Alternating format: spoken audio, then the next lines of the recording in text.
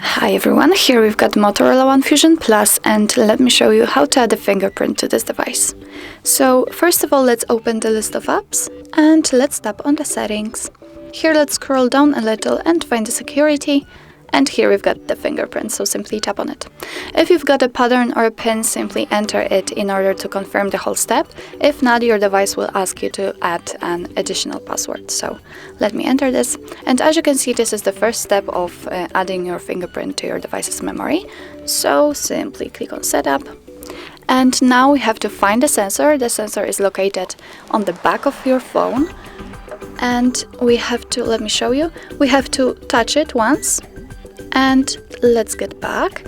As you can see, now we have to put our finger on the sensor a few times, and in order to fully add our fingerprint, try to catch every corner for better recognition. Okay, and as you can see, the fingerprint has been added, and of course, if you want, you can add another by simply clicking on this. If not, simply click on Done. As you can see here, we've got our fingerprint. If you want, you can rename it. Simply tap on it and rename.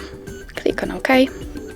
If you want, if you think that you don't want to use the fingerprint, simply click on this delete icon and click on Yes, remove.